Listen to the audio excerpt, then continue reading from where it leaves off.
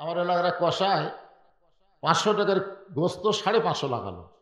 আমি বললাম কে ভাই, হঠাৎ 500 টাকার গোস্ত 550 কেন?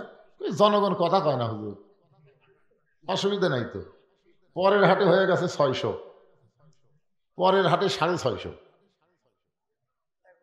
একটা জনগণ কথা কয় না, সবাই বলে 1 কেজি জায়গায় হাফ কেজি নিব, কিন্তু কথা বলে বিপদত পড়বো না। দুইজন কথা বলবার গেলে আগে চারিদিকে তাকাই, ফিস ফিস করে কথা বলে, কে রে ভাই জোরে কথা বলো, দেওয়ালের কান আছে। আপনার বলেন তো দেওয়ালের কোনো কান আছে? মানে আমরা এত বোবা হয়ে গেছিলাম যে আমাদের কথাই ছিল না। তো এখন শাশুড়ি বলতেছে যে জামাই আইলো, আজকে 2 কেজি গোস্ত নিয়ে আসেন। 650 করে 2 কেজি কত হয়? 1300 টাকা।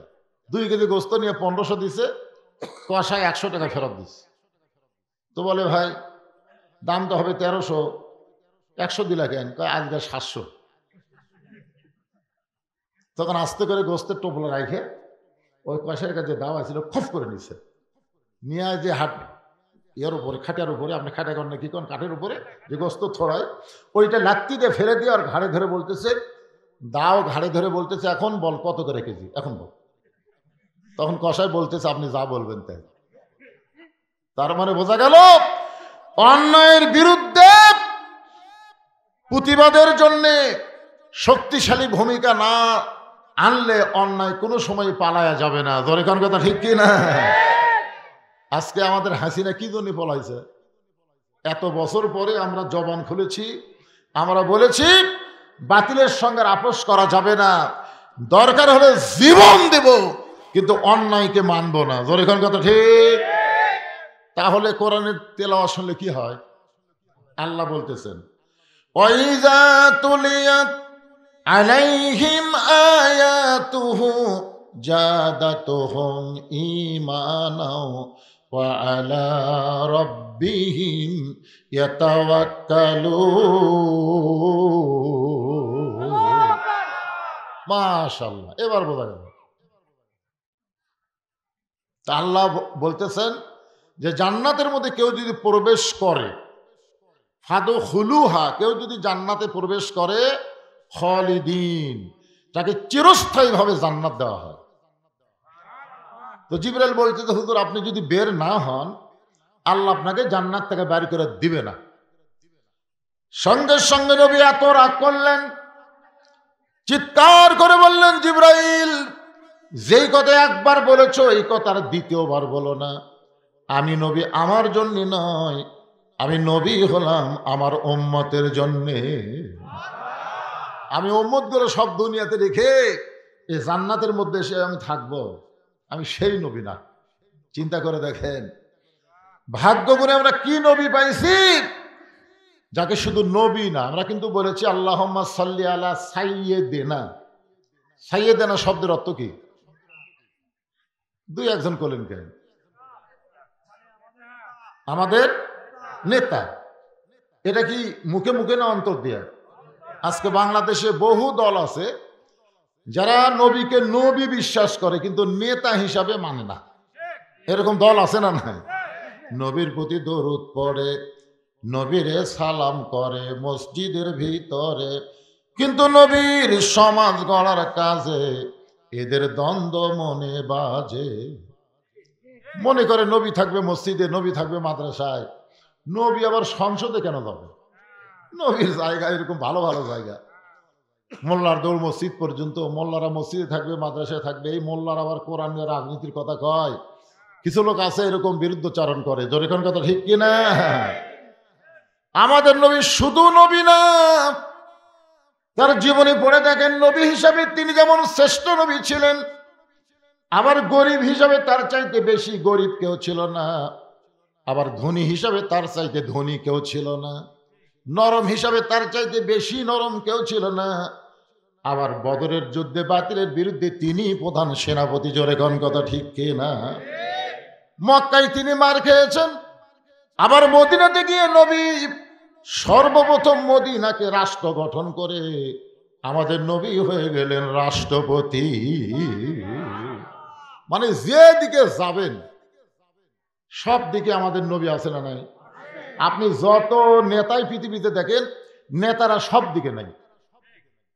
কিন্তু আমাদের নবী যে দিকে যাবেন, বাবা হিসাবে আমাদের নবীর চাইতে ভালো বাবা পৃথিবীতে কেউ আসেও নি, আসবেও না। নানা হিসাবে আমার নবীর চাইতে ভালো নানা পৃথিবীতে হবেও না, হয়েও নি। কোন দিকে যাবেন? স্বামী হিসাবে আমাদের নবী কয় নম্বর স্বামী? স্বামী, নবীর চাইতে ভালো স্বামী পৃথিবীতে কেউ ছিল না। তো সব দিক দিয়ে যিনি এক নম্বর, তাকে আমাদের গ্রহণ করার কথা কে বলেছেন? আল্লাহ। জোরে বলেন কে? লাকাদ কানা লাকুম ফি রাসূলিল্লাহি উসওয়াতুন হাসানাহ।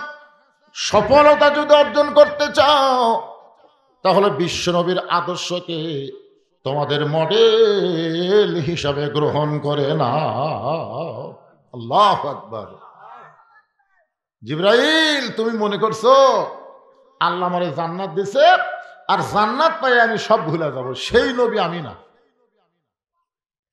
আমি জান্নাত দেখার জন্য ঢুকছি। আল্লাহ যদি বলতো আমাকে জান্নাতে থাকেন, আমি ঢুকতামই না। কি জন্য ঢুকছি? দেখার জন্য। দরকার কি জন্যে? আমি সেই দিন জান্নাতে থাকার নিয়তে ঢুকবো যেদিন আল্লাহ আমার সমস্ত উম্মাত উম্মতিকে জান্নাত দিয়ে দিবে। এখন চিন্তা করেন, যেই নবী জান্নাতের মধ্যে গিয়েও আমাদের কথা ভোলেনি, আমরা সেই নবীকে কি করব? খালি নবী স্মরণের মধ্যে রাখবো না গ্রহণের মধ্যে রাখবো? হ্যাঁ, গ্রহণ করা লাগবে। খুব মনোযোগ দিয়ে শুনবেন। সেই নবীকে আল্লাহ নিয়ে গেছেন আরশে। কোথায়? 5 ওয়াক্ত নামাজ দিছেন। নবীকে থাকছেন নাকি? আল্লাহর কাছে থাকার মজাই আলাদা। আরো সেই রকম। নবী আমাদের জন্য আবার দুনিয়াতে চলে আসলেন 5 ওয়াক্ত নামাজ নিয়ে। ধরে কোন কয় ওয়াক্ত? 5 ওয়াক্ত নামাজকে সামনে নিয়েই আজকের আলোচনা হবে। যারা আজকের এই মাহফিল করতেছে, তরুণ কাফেলা, যুব কাফেলা, নামাজ কিন্তু বুড়া বুড়ির জন্য না, নামাজ কিন্তু যুবকদের জন্য। রাসূল বলেছেন 7 বছর থেকে নামাজের তালিম দাও। 7 বছর, এটা এরকম 7 বছর বয়স থেকে নামাজের তালিম দেওয়া হয়। কীভাবে নিয়ত বাঁধবেন, কীভাবে হাত বাঁধবেন, কীভাবে রুকু করবেন, কীভাবে সেজদা দেবেন, এই শিক্ষা দেওয়া লাগবে 7 বছর থেকে। কয় বছর? আর 10 বছর থেকে জোর করে নামাজে নিয়ে যাওয়া লাগবে। যাবার না চালে ঘাট ধরে নিয়ে যাওয়া লাগবে। হ্যাঁ, এটা হলো 10 বছর থেকে। যুবকেরা মাহফিল করবে, 10ম হচ্ছে, এই বছরটা 10তম মাহফিল হচ্ছে। এখন এই যুবকগুলোকে নামাজের খবর কি কি দেখার দরকার আছে না নাই? আল্লাহ কয় নামাজের জোরে ফাহেশা কাজ যাবে দূরে, পাক কোরআনে রয়াছে ঘোষণা। যতই ডানা পার্ক থাক আর যে পার্কই থাক, যতই নিঃসাদ্রব্য জিনিস থাক, যাই থাক না কেন, কোনো কিছুতেই যুবকদের আকৃষ্ট করবে না যদি যুবকেরা নামাজ ধরে। এ কথা কার? ইন্নাস সালাতা তানহানিল ফাহশাই ওয়াল মুনকার। একমাত্র নামাজই পারে মানুষকে যাবতীয় ফাহিশা, খারাপি, বেহুদা কাজ থেকে বাঁচাই দিতে। তাহলে সেই নামাজের ওয়াজ শোনা লাগবে কি লাগবে না? অবশ্যই করব। আমার মা বোনের এত বেশি হয়েছে, আমাকে এখানে আসার পরে হয়েছে, বলছে হুজুর একটু মা বোনদের জন্য ওয়াজ করবেন। মা বোনদের জন্য ওয়াজ করাই লাগবে তো। এই যে প্যাঁ প্যাঁ করে কাঁদতেছে, আপনার বলেন তো, এত বাচ্চা, এত ছোট বাচ্চা এখন বাঁচতেছে রাত 10টা 20। মেয়েরা কিন্তু হাঁস মুরগির ব্যাপারে খুব চালাক। যে সন্ধ্যার সময় ঘরাত উঠলো কিনা দেখবেন, লাইট দেয় খোঁজে, খোঁজে কি খোঁজে না। হঠাৎ দেখছে একটা মোরগ ওঠেনি, তখন মেয়েটা চিন্তা পড়ে গেল, কে রে, আমার মোরগ কার বাড়িতে গেল, কোন মুরগির সাথে আমার মোরগের প্রেম হলো। 3-4 বাড়ি ঘুরে দেখে এক ঘরের মধ্যে মোরগ কোট কোট করতেছে। খফ করে ধরে ভাইকে, আমার ঘরাত মুরগি নাই, তো তুই অন্যর ঘরাত আসলি কেন? সন্ধ্যার সময় মা মেয়েরা হাঁস মুরগি দেখে ঠিক মতো উঠলো কিনা, পুরুষ মানুষেরা সন্ধ্যার সময় দেখলো গরু ছাগল গোয়াল ঘরে উঠলো কিনা, দেখে না? এটা কি রাত্রে দেখে না, সন্ধ্যার সময় দেখে? তাহলে এত ছোট ছোট বাচ্চারা এত রাতে ঘোরাঘুরি করে, এরা কি গরু ছাগল মুরগি হাঁসের চাইতেও দাম কমে গেল? আপনারা কোন, এদেরকে খোঁজার কেউ নেই। এই খোঁজ না করার কারণেই তো ছেলেগুলা এখন কিশোর গ্যাং করতেছে, কিশোর গ্যাং। আজকে যুবকেরা নষ্টের পথে চলে গেছে। এই কিশোরেরা যেন নষ্ট হয় না হয়, যুবকেরা যেন নষ্ট না হয়, সেইটাকে সামনে নিয়ে রজব মাসে মেয়েরাদের রাত্রিতে আপনাদের সামনে আমার আলোচনা এই মাত্র শুরু হলো। মনোযোগ দিয়ে শোনা লাগবে। রাজি আছেন তো ইনশাল্লাহ? আল্লাহর নবী বললেন, সাহাবীরা, আজকে আসরের নামাজের পর আমি আমার জীবনের সবচাইতে গুরুত্বপূর্ণ ওয়াজ তোমাদেরকে শোনাবো। আপনারা বলেন তো, নবীর প্রত্যেকটা কথার গুরুত্ব আছে না নাই? নবীকে আমাদের মতন এমনি এমনি কথা বলে নাকি? আল্লাহ কোরআনে বলেছেন, মা ইয়ান্তিকু আনিল হাওয়া ইন হুয়া ইল্লা ওয়াহয়ুন ইউহা। নবী যে কথা বলেন, যে পথে চলেন, নবী যা করেন সব কার হুকুমে?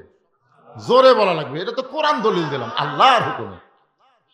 তাহলে নবী যত ওয়াজ করেন, নবীর নিজের কথায় ওয়াজ করেন না, আল্লাহর হুকুমে ওয়াজ করেন। তাহলে নবীর প্রত্যেকটা কথার দাম আছে না নাই? এরপরে নবী যদি বলেন, আমি আমার জীবনের সবচাইতে গুরুত্বপূর্ণ ওয়াজ আজকে আসরের নামাজের আগে না পরে, খুব খেয়াল করে শুনবেন, আগে না পরে, তাহলে কি বুঝলেন? যে ওয়াজ যতই গুরুত্বপূর্ণ হোক, নামাজের চাইতে গুরুত্ব না, আগে নামাজ তারপর ওয়াজ।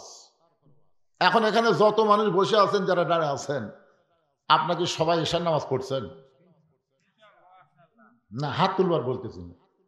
সবচাইতে বড় আদালতের নাম হলো বিবেক। হাসিনার সময় একটা বিচারপতির আদালত ভালো ছিল না, যার কারণে ভালো মানুষগুলাকে আটকাত হচ্ছে আর খারাপ মানুষগুলাকে জামিন দিছে। ধরে কোন কথা ঠিক কিনা? প্রত্যেকটা মানুষই কিন্তু বলেছে বিচারপতির বিবেক নাই। বিচারপতির কি নাই? সবই ঠিক আছে, জজ কোর্ট, হাইকোর্ট, সুপ্রিম কোর্ট সব ঠিক আছে, কিন্তু যে কটা বিচারপতি এদের বিবেকই নাই। এদের বিবেকের মধ্যে কুত্তা পেশাব করে দিয়েছিল। ধরে কোন কথা ঠিক কিনা? যার কারণে ভালো ভালো মানুষগুলা সব আটকাত হচ্ছে আর খারাপ মানুষগুলাকে সব জামিন দিচ্ছে। আপনারা যারা এখানে বসে আছেন, প্রত্যেকটা মানুষের কাছে একটা করে বিবেক আছে না নাই? সেই বিবেকের আদালতে আপনি একবার খেয়াল করে দেখেন তো, এশার নামাজ না পড়ে যারা ওয়াজ শুনতেছেন, তাদের অবস্থাটা কি? এক বক্তা ওয়াজ করেছে যে টুপির উপর পাগড়ি পরে কেউ যদি নামাজ পড়ে, আল্লাহ খুশি হয়ে তাকে ৭০ গুণ সওয়াব দেয়।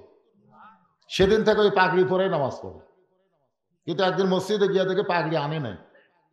তখন চিন্তা পড়ে গেছে, পাগড়ি পরে নামাজ পড়লে ৭০ গুণ আর জামাতে নামাজ পড়লে ২৭ গুণ।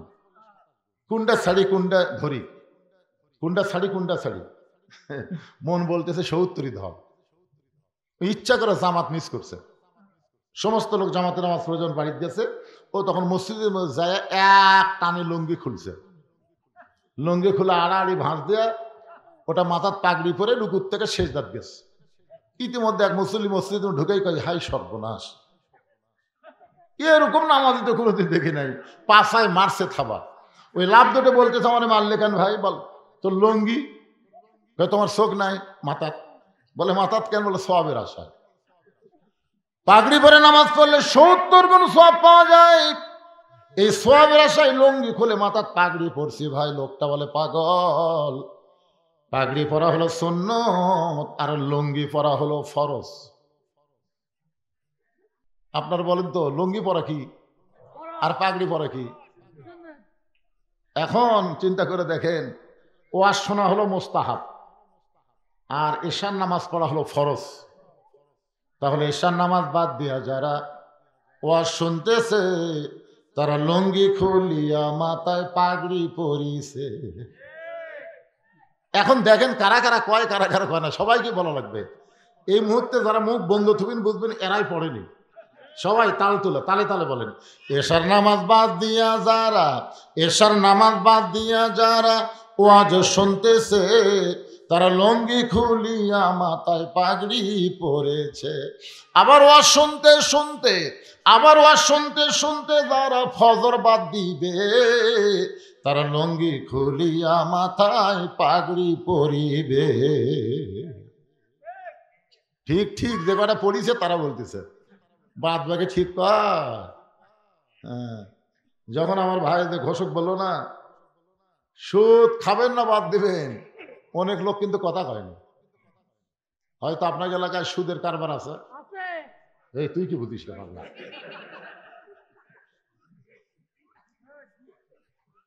লাইলাতুল মিরাজ, এমন একটা রাতে আজকের মাহফিল হচ্ছে, সুবহানাল্লাহ বলেন। এই যারা দাঁড়িয়ে আছেন কি আসলে বসার জায়গা নাই না বসবেন না? এর মধ্যে মোটর সাইকেল ঢুকলো কোথেকে? না, লোকজনের জায়গা হচ্ছে না, মোটর সাইকেলের মধ্যে রাখা যাবে?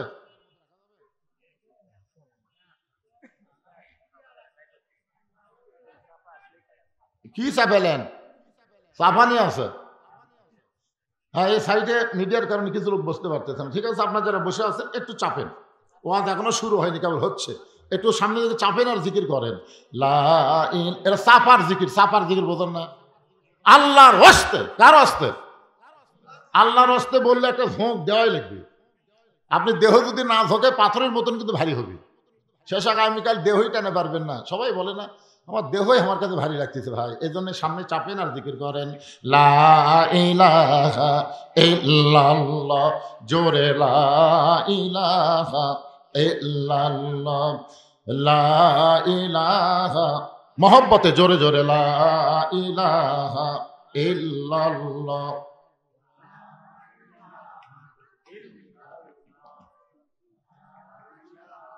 লা ইলাহা ইল্লাল্লাহু মুহাম্মাদুর রাসূলুল্লাহ সাল্লাল্লাহু আলাইহি ওয়াসাল্লাম। আসরের নামাজের আযান দিলেন হযরত বেলাল ইবনে রেবাহ। ইসলামের প্রথম মুয়াজ্জিন হলেন হযরত বেলাল। আল্লাহ রাসূল বলেছেন কিয়ামত পর্যন্ত যত মুয়াজ্জিন হবে, এই মুয়াজ্জিনরা আযান দিবে মুসল্লির কান পর্যন্ত পৌঁছবে। কিন্তু হযরত বেলাল যখন আযান দেয়, ওই আযান আল্লাহর আরশ পর্যন্ত পৌঁছে যায়। কিছুদিন আগে এক মুয়াজ্জিন আমারে কইছে, হুজুর আমি একটা বিপদে আছি। আমি কি বিপদ? বলে ফজরের আযান যখন শুরু করি তখন 4-5টা কুত্তা কুটি থেকে যে দৌড়ে আসে, এসে মসজিদের জানলার উপর পা তুলে দেয় উ করে। হুজুর এই আমার আযান ওরকে একত্র হয়ে মাইক দিয়ে প্রকাশ পায়। আপনি বলেন তো হুজুর এই কুত্তা কেন করে? আপনাকে এলাকাত করে নাকি এরকম? হ্যাঁ, আযান দিলে। তাই মুয়াজ্জিনকে বললাম, ভাই রে এটা কেন করে আমি তো বুঝবার পারতেছি না। ইতিমধ্যে একটা আয়াত আমার সামনে এসে খাড়া হলো, একটা আয়াত, কু আনফুসাকুম ওয়া আহলিকুম নার, জাহান্নামের আগুন থেকে যদি বাঁচতে চাও তাহলে তুমি একলা বাঁচলে হবে না, তোমার আহাল পরিবার নিয়ে বাঁচা লাগবে। হুকুম কার? আমি মুয়াজ্জিনকে বললাম, ভাই আপনার ছেলে মেয়েরা কি নামাজ পড়ে? আপনি তো আযান দেন, এরা কি আযানের পরে ওঠে চেতন পায় নামাজ পড়ে? না হুজুর আমার আড়িয়াগুলো একটাও নামাজ পড়ে না। মানে বেটার নাম তো আড়িয়া, বেটার নাম কি? আড়িয়া, একটাও নামাজ পড়ে। আমি এই জন্যই কুত্তা করে যে তুমি মেয়ে আযান দাও, তোমার নিজের ছেলেই নামাজ পড়ে না।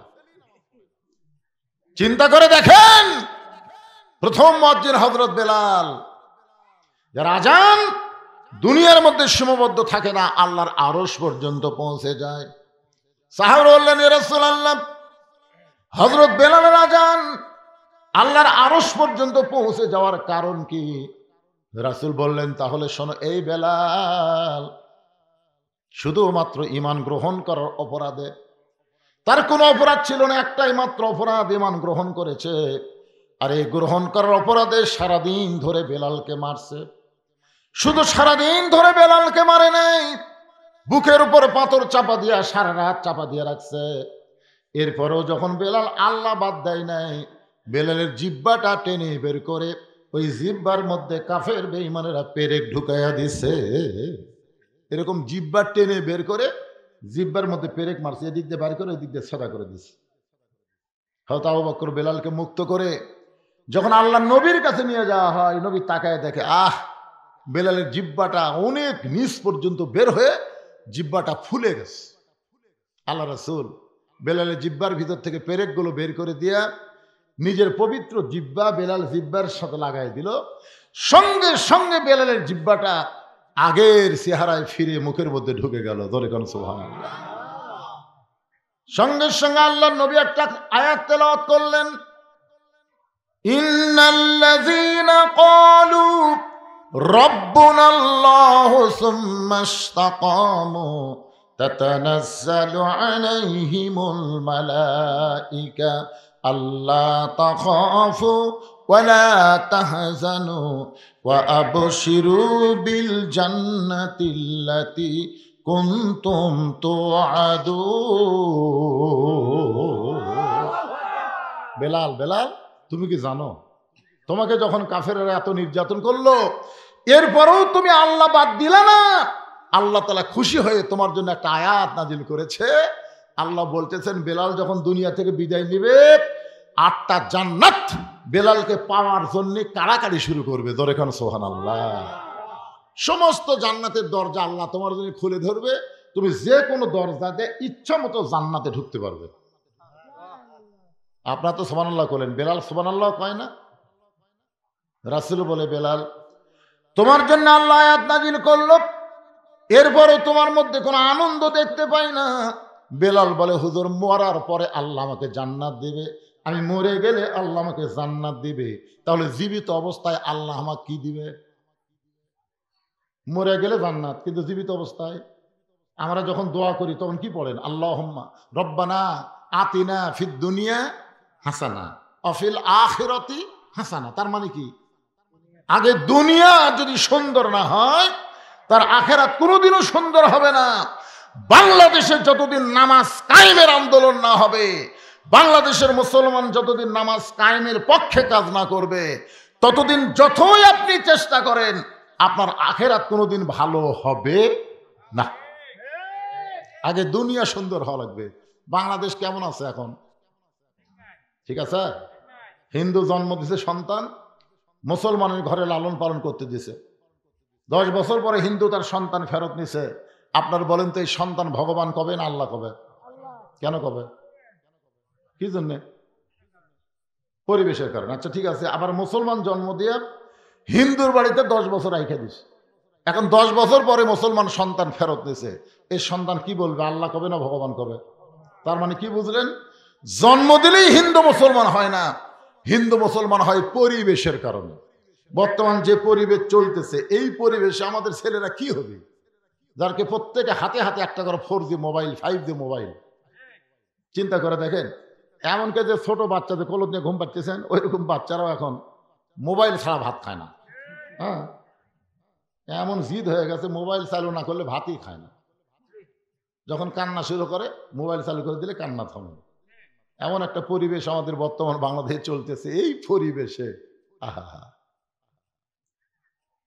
অবশ্যই আজকে মেরাজের রাতে এগুলো বিষয় আমাদের শোনার দরকার আছে না নাই? পরিবেশ ভালো হবে, ইনশাল্লাহ ভালো হবে। এই ছেলেদের 4G কেন, 5G 6G যদি মোবাইল থাকে, তারপরে এরা খারাপ ভিডিও দেখবে না, দেখবে না। দেখবার গেলেই ওর ভিতর থেকে একটা ভয় আসবে, কেউ না দেখলেও আল্লাহ দেখতেছে রে। কম্বলের তলে দেখে লাভ নাই, কে দেখতেছে? আর 2 কাঁধের ফেরেশতা। তুমি যখন দরজা জানলা বন্ধ করে খারাপ কিছু দেখতেছ, তো মনে করতেছ তোমার 2 কাঁধের ফেরেশতা ঘুমাইছে। তোমার 2 কাঁধে 2 মোহরি, লিখিতেছেন ডায়েরি, দলিল দেখে রায় দিবে, টাকা পয়সার নাই কারবার। কিরামান কাতিবিনা ইয়ালামুনা মা তাফআলুন। রাতের বেলা 10টা ভোট দিছে, 20টা ভোট দিছে, 50টা ভোট দিছে, সকালে চা খাবার গল্প করতেছি, কেউ দেখেনি। এমন ভাবে সিল মারছি ভাই, খালি দরজা জানলা বন্ধ করে সমানে মারছি, কেউ দেখেনি। তখন 2 কাঁধের ফেরেশতা বলতেছে, আল্লাহ এরা যে বলতেছে কেউ দেখেনি, তাহলে আমরা কি করলাম? আল্লাহ বলতেছে, তোরা কি দেখছি? সমানে খালি একটা মার্কার ভোট সমানে মারছে। আল্লাহ বলতেছে, বাংলাদেশ গণতন্ত্রে একজন একটা ভোট দিবার পারবে, কিন্তু একজন তো 2টা দিবার পারবে না, কিন্তু এরা যে 10টা দিল, এরকে রেজাল্ট কি হবে? আল্লাহ বলে, লেখা তো বাম কান্তে জাউরা। কি লেখা তো? জাউরা। কারণ এরকে জন্মের ঠিক নেই। যাকে জন্মের ঠিক নাই তারাই এই অন্যায় করতে পারে। কথা কন না কেন ভাই, কথা কন না কেন? কি মনে করতেছে ধরা খাবেন না? 2 কান্দে মুহুরি এমনি এমনি বসে আছে। একটু মনোযোগ দিয়ে শুনবেন। আল্লাহ কোরআন কারিমের মধ্যে বলে দিলেন, আল্লাযী খালাকাল মাউতা ওয়াল হায়াতা লিয়াবলুয়াকুম আইয়ুকুম আহসানু আমালান ওয়া হুয়াল আজিজ। যে আয়াতকে সামনে নিয়ে আজকের আলোচনা, আয়াতটা আবার আপনাদেরকে স্মরণ করে দিলাম। হযরত বেলাল আসরের নামাজের আজান দিলেন। আজান দেওয়া মাত্র প্রত্যেকটা সাহাবী দৌড়ে দৌড়ে মসজিদ থেকে রওনা দিয়েছে, কারণ আজকে নবীর জীবনের সবচাইতে গুরুত্বপূর্ণ ওয়াজ শোনাবে। প্রত্যেকটা সাহাবী দৌড়ে দৌড়ে মসজিদ দিকে আসতেছে। এখানে একটা ফতোয়া আপনাদের নেওয়া লাগবে। আজান দেওয়ার আগে মসজিদে ইল্লা মুয়াজ্জিন, শুধু মুয়াজ্জিন ছাড়া অন্য কেউ প্রবেশ করতে পারবে। যদি করে মুয়াজ্জিনের আগে কেউ যদি মসজিদে প্রবেশ করে, তাহলে মসজিদে প্রবেশ করার কোনো সওয়াব আল্লাহ তাকে দিবে না। মসজিদে প্রবেশের সওয়াব শুরু হয় আজানের পর থেকে। আমার কথাটা খেয়াল করবেন। মসজিদে আপনি প্রবেশ করতেছেন না, এই প্রবেশের সওয়াব কখন থেকে শুরু হয়? কথা কয় না এবারে, আজানের পর থেকে। হ্যাঁ, আজান দেওয়ার প্রথম 3 মিনিটের মধ্যে যারা মসজিদে পাও দিবে, আল্লাহ রাস্তা একটা উট কুরবানির সওয়াব আল্লাহ দিবে। দিবে পারবেন? উট পারবেন? বাংলাদেশের কোনো হাজিরাও পারেনি। আমরা 7 হাজি মিলা উটের বাজারের যা দাম শুনে কয় না ভাই ছাগল ভাই ভালো, কারণ নিয়ত করেছি 500 রিয়ালের মধ্যে দিব, কিন্তু উট দিবার গেলে 1000 রিয়াল করে লাগতেছে, দরকার নেই। তাহলে ধনী লোকেরাই হজ করবার যায়, তারাও মক্কা যায় ছাগল কুরবানি দেয়। আজান দেওয়ার প্রথম 5 মিনিটের মধ্যে যারা মসজিদে পা দিবে, আল্লাহ রাস্তায় একটা গরু কুরবানি সওয়াব আল্লাহ তারা আমল নামায় দিবে। আজান দেওয়ার 10 মিনিটের মধ্যে যারা মসজিদে ঢুকবে, ছাগল এবং দুম্বা কুরবানি সওয়াব আল্লাহ আমল নামায় দিবে। মুয়াজ্জিন যখন আকামত দিবে, এমন সময় কেউ যদি মসজিদে ঢুকে, আল্লাহ তাকে সওয়াব থেকে বঞ্চিত করবে না। একটা মুরগি অথবা ডিম দানের সওয়াব আল্লাহ তার আমল নামায় দিবে। কিন্তু আজান দেওয়ার আগে কেউ যদি ঢোকে, এই সওয়াব থেকে সে বঞ্চিত হয়ে যাবে। এখন আপনারা বলেন কখন ঢুকবেন, আজানের আগে না পরে? আজানের আগে যারাই মসজিদে ঢোকে এর নিয়ত খারাপ। আজানের আগে যারা ঢোকে এর নিয়ত কি? খালি মুয়াজ্জিনের ভুল ধরা। কার ভুল ধরা? কাম নাই তো। এই বাড়ি এটা হচ্ছে আমার হুজুর, ওই সাইড আমার ভাইয়ের, ওই সাইড আমার চাচা, ওই সাইড আমার বাপ চাচা, তো সবই যদি তোমাকে হয় আল্লাহর, তখন আল্লাহরা দেখবার গেলে 2 মিনিট হাঁটা লাগবে হুজুর। 2 মিনিট হাঁটা মসজিদের সামনে যা বলতে হুজুর এখানেও আল্লাহর কিছু ছিল না, আমার চাচা 10 শতক আল্লাহ দান করছে, আর আমরা টাকা পয়সা দিয়ে আল্লাহ ঘর বেড়ে দিচ্ছি। ফেরেশতা কয় আল্লাহ এই দেশের নাম কি? হ্যাঁ, এই দেশে তোমার কিছুই নেই, আর চাচা দান করলে তোমার জায়গা হয়, আর ওরা টাকাতে তোমার ঘর বানিয়ে দেয়, এই দেশের নাম কি? আল্লাহ বলতেছে ওই দেশে মানুষের আইন যতদিন চলবে ততদিন শুধু মসজিদকেই ওরা আল্লাহর ঘর বিশ্বাস করবে, আর যেদিন আমার কোরআন যে দেশ চলবে সেদিন আর মসজিদ আল্লাহর থাকবে না, গোটা বাংলাদেশ আল্লাহর হয়ে যাবে। জোরে কোন কথা ঠিক কি না? এখন আপনারা আল্লাহ কতটুকু দিচ্ছেন?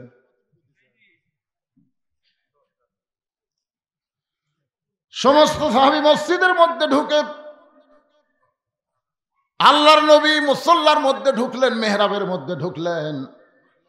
আসরের ফরজ হলো 4 রাকাত। জোরে বলেন কয় রাকাত? 2 ওয়াক্ত নামাজের সালাম ফিরায় নবী সাহাবীর দিকে মুখ ঘুরাই। একটা হলো ফজর, একটা হলো আসর। আমার কথাকে আপনারা বুঝতে পারতেছেন? খুব গুরুত্ব দিয়ে শোনা লাগবে বাজান, মেরাজের রাত। হ্যাঁ, আপনারা বলেন তো, জোহরের পরে সুন্নত নফল আছে না নাই? মাগরিবের পরে সুন্নত নফল আছে না নাই? এশার পরে সুন্নত নফল বেতের আছে না নাই? আসরের পরে সুন্নত নফল, ফজরের পরে সুন্নত নফল। আচ্ছা নাই কেন? 3 ওয়াক্তে আছে, 2 ওয়াক্ত নাই কেন? আপনারা বলেন জানেন? না জানলে কবেন জানি না। জানা লাগবে না? কেউ যদি যাবার চায়, যে এখন এক ভাই চলে গেল, কেউ যদি এরকম যাবার চায়, আপনারা বলবেন স্যান্ডেল থুয়ে যা। এই খেয়াল করেন, স্যান্ডেল যখন হাতত নিল, আপনারা দেখলেন আপনাদের মাথার উপর দিয়ে স্যান্ডেল গেল, দেখছেন? কথা কর না কেন? এই যে ভাই দিয়ে গেল, ওই মাথার উপর দিয়ে স্যান্ডেল দিয়ে গেল। তো পায়ের জিনিস মাথার উপরে উঠুক আপনারা চান? এখন যদি কেউ যাবার চায়, আপনি বলবেন বন্ধু যদি যাবার চাও স্যান্ডেল 2টা রাইখা যাও রে।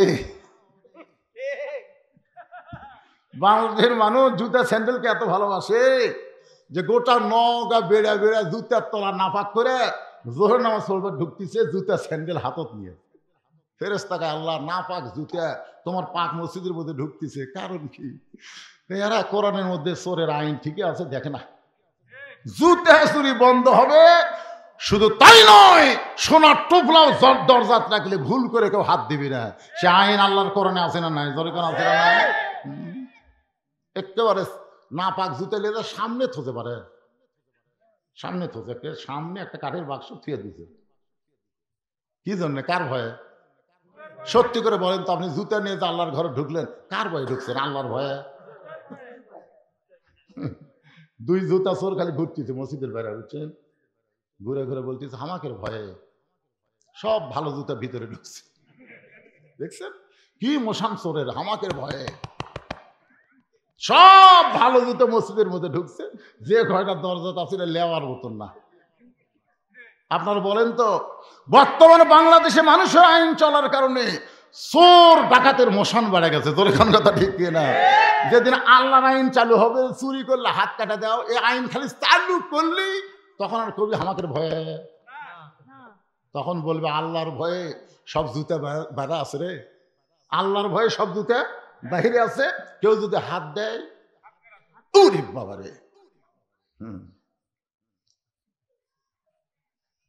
একটু মনোযোগ দিয়ে শুনবেন। নবী আমার 4 রাকাত আসরের ইমামতি করে সালাম ফিরাইলেন। সালাম ফিরানোর সঙ্গে সঙ্গে নবী সাহাবীর দিকে মুখ ঘুরে দাঁড়ালেন। আবু বকর বলেন, ইয়া রাসূলুল্লাহ, জীবনের সবচাইতে গুরুত্বপূর্ণ ওয়াজ করবেন, হুজুর আপনি মেম্বরে বসে ওয়াজ করেন।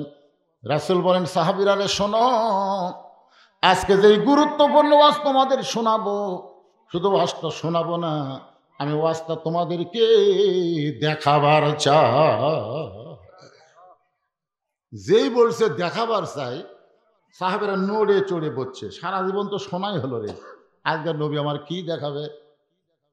আল্লাহ নবী বললেন, আজকে শুধু ওয়াজ শোনাবো না, ওয়াজটা তোমাদেরকে দেখাবার চাই। এই বলে নবী মেহরাবের মধ্যে ঢুকতেছেন। মসজিদের সামনে যে জায়গাটা থাকে, এই জায়গার নাম হলো মেহরাব। জোরে কোন জায়গার নাম কি? আপনারা বলেন তো, প্রথম মেহরাব তৈরি হয়েছে কেন? মসজিদে কিন্তু আগে মেহরাব ছিল না। এই মেহরাবটা প্রথম তৈরি হয়েছে একটা আয়াতের মাধ্যমে। আয়াতটা হলো, ইয়া আইয়ুহান নাবিয়্যু হারজিল মুমিনিনা আলাল কিতাল। ওগো আল্লাহর নবী, যারা আপনার পিছনে জামাতবদ্ধভাবে নামাজ পড়তেছে, সারিবদ্ধভাবে নামাজ পড়তেছে, তাদের খালি নামাজ শেখালে হবে না, তাদেরকে সৈন্য হিসাবে গড়ে তোলেন। কারণ যে কোনো সময় মক্কার কাফেরেরা মদিনা আক্রমণ করতে পারে। আর মক্কার কাফের যদি মদিনা আক্রমণ করে, তখন দোয়া দিয়া দরুদ দিয়ে আপনি মদিনা রক্ষা করতে পারবেন না। মদিনা রক্ষা করতে হলে কাফের বেঈমানদের বিরুদ্ধে অস্ত্র ধরা লাগবে। হুকুম কার? জোরে কোন? আমাদের বাংলাদেশের 3 দিকে কি? ভারত। আমাদের বাংলাদেশের 3 দিকে কি? আর একদিকে সাগর। সবাই বলেন 3 দিকে ভারত আর একদিকে সাগর। কিছুদিন আগে ভারতের একটা ফাটা কেষ্ট নায়ক, যাকে ছেলেরা চিনে, মিঠুন চক্রবর্তী, নাম শোনেননি? ওই একটা ফেসবুক স্ট্যাটাস দিয়েছে, ভারত যদি ইচ্ছা করে বাংলাদেশকে দখল করতে 15 দিনও লাগবে না। বাংলাদেশ দখল করতে কয়দিন লাগবে না? 15 দিনও লাগবে না। আমরা ভারত যদি আক্রমণ করি বাংলাদেশ করো, পলাবি কোন দিক দিয়ে? 3 দিকে আমরা ভারত খাড়া হয়ে আছি, আর একদিকে সাগর। পলানোর কোনো রাস্তা নাই। আপনারা বলেন, একটা মালওয়ানের দল হয়ে আল্লাহর দলক এরকম হুমকি দিল, আপনারা আল্লাহর দলেরা কি বললেন? ফেসবুকে স্ট্যাটাস আপনারা পাল্টা দিছেন, আমি দিছি। মিঠুন চক্রবর্তীর সাথে সাথে কমেন্ট করছি, আবার আমি একটা ফেসবুক স্ট্যাটাস দিলাম, মালওয়ানের বাচ্চারা এত সাহস করিস না, ভুলেও বাংলাদেশের দিকে আসিস না। যদি আসিস, আমাদের ছেলেরা 3 হাতা লাঠি দিয়ে তোর কোক পাড়ায় ধরে একটা খুর থাকবি, গোড়া কাটবি না, আগা কাটা পোলটা দিয়ে কলমা করে দিবি। জোরে কোন কথা ঠিক করে? কারণ ভগবানের ভ বাদ দিলে গবনের কোন অর্থ ডিকশনারি নাই। গবনের গ বাদ দিলে বান মানে বন্যা, দুনিয়ার কোনো মানুষ চায় না। বা বাদ দিলে নো মানে ভগবান নেই।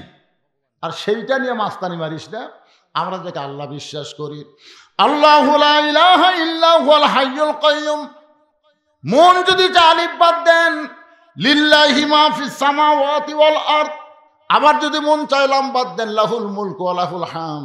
আবার যদি মন চায় আর একটা লাম্বাদ দেন হুয়াল্লাহুল্লাযী লা ইলাহা ইল্লাহু। আমাদের আল্লাহ সবকিছু বাদ দিলেও আল্লাহ বাদ পড়ে না। মুসলমানের আল্লাহ সদা বিরাজমান। জোরে বলেন ঠিক, আরো জোরে বলেন।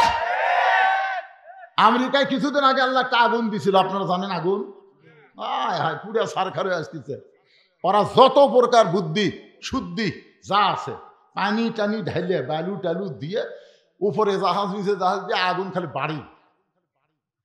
তখন আমেরিকা চিন্তা করে কি হলো, তখন মুসলমানের কাছে এসে বললো, ভালো নবীর পরনের একটা জুব্বা। ওসমান করে বলে, ইয়া রাসূলুল্লাহ, জীবনে কত জুব্বা আপনার দেখলাম, আপনি পরে আমাদের সামনে নামাজ পড়ালেন, আজকে এই জুব্বা দেখানোর মধ্যে কি ওয়াজ হুজুর বলেন? আল্লাহ রাসূল বললেন, সাহাবীরা শোনো, এই জুব্বা যেটা তোমাদেরকে দেখাইতেছে এটা দুনিয়ার কোনো সাধারণ জুব্বা নয়। এই জুব্বা পরে আমি কাবার পাশে ঘুমিয়েছিলাম, ফেরেশতা জিবরাইল আমাকে ঘুম থেকে চেতন করলো। জমজমের কোফের পানিতে ওযু করানোর পরে এই জুব্বা পরা অবস্থায় যে জুব্বা তোমাদেরকে দেখাইতেছি, এই জুব্বা পরে আমি বোরাকের পিঠে চললাম।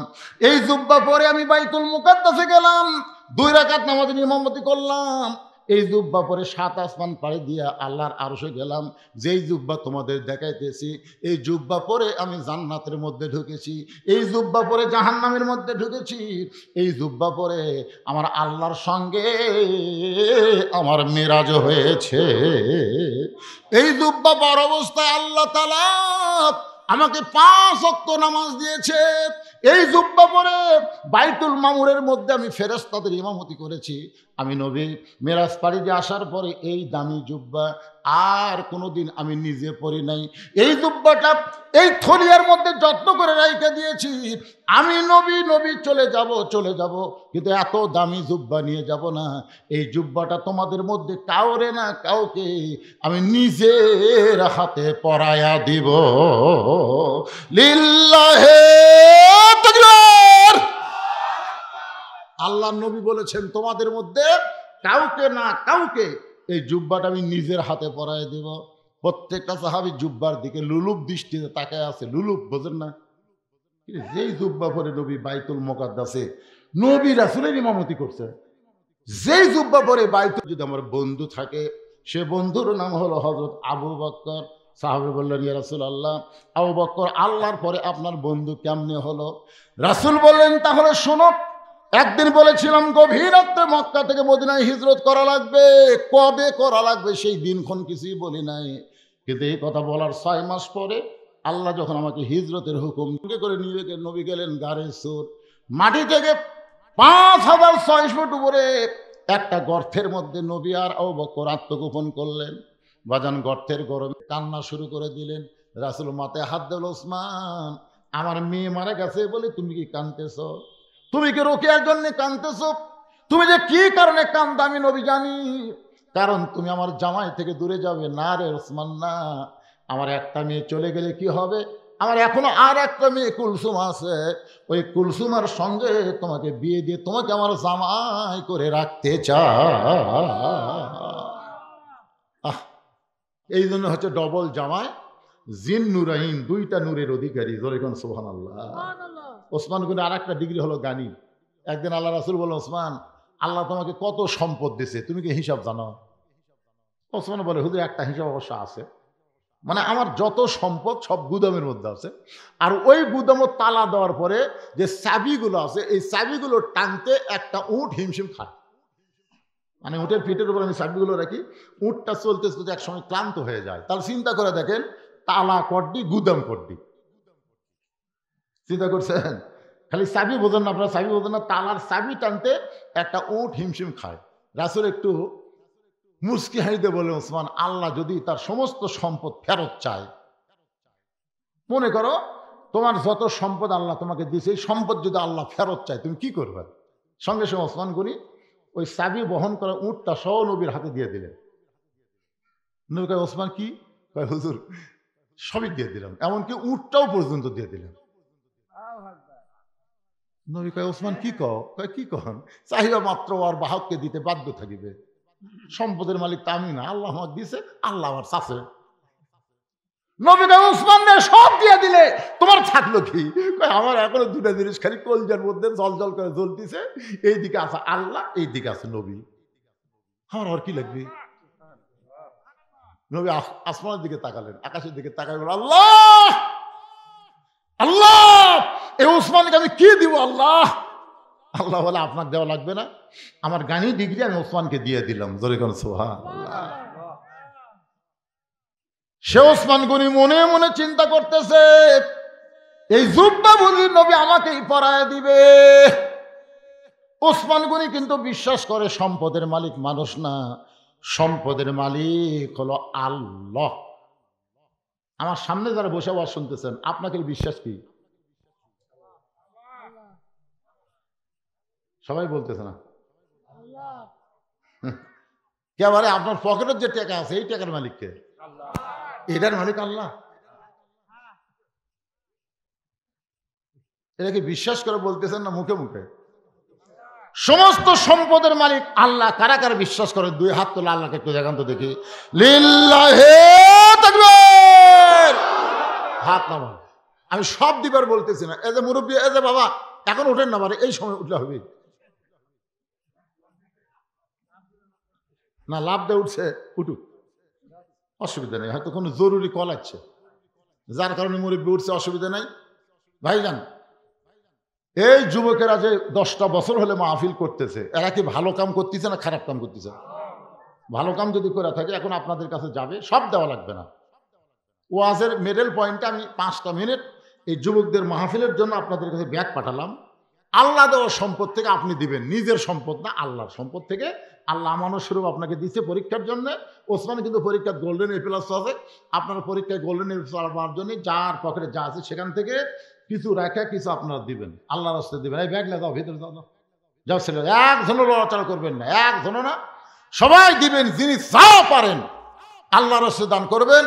আজকের মাহফিলের সম্মানিত সভাপতি সাহেব 1 মিনিটের জন্য মাহফিল ছাড়েনি, 1 মিনিটের জন্য মাহফিল ছাড়েনি। আমি আমার সভাপতি ভাইকে বলবো যে ছেলেদেরকে উৎসাহ দেওয়ার জন্য আপনাকে একটা মোটা অঙ্কের দেওয়া লাগবে, কি করেন? কারণ এরা তো গান বাজনা করতেছে না, এরা কোরআনের মাহফিল করতেছে। আল্লাহ যাকে সম্পদ দেয় পরীক্ষার জন্য, আল্লাহ আমার ভালো কাজে ব্যয় করারও ইমান দেয়। জোরে কোন কথা ঠিক কিনা? আমার সভাপতি ভাইকে আমি বললাম, উনি এখন মতো মুখটাও দেখালো না পারে। মাশাআল্লাহ ভাইজান, এখনকার করোনা আছে নাকি? ধুলাবালি যখন শোনেন, এটা কিন্তু মাস্ক কিন্তু খালি করোনার জন্য না, মাস্ক হলো ধুলাবালি যত কিছু আছে, দুর্গন্ধ আপনার নাকে মুখে যেন না ঢোকে, এই জন্যে এটা নাকে মুখে দিবেন। কিন্তু বেশি দিন দেওয়া যাবে না, 1 থেকে 2-3 দিন দেওয়া যাবে, তার বেশি কিন্তু এটা দেওয়া যাবে, নতুন আর একটা কিনা লাগবে মাস্ক। আপনি ব্যাগের মধ্যে 500 দিয়েছেন, এই তো মাশাআল্লাহ। একজন তরুণ, একজন মুরব্বী ব্যাগের মধ্যে দিয়েছে, আমি তেজে চাইলাম, কিন্তু মুরব্বী আগেই ব্যাগের মধ্যে কাম সারা দিয়েছে। অনেকে গোপনে দান করা পছন্দ করে।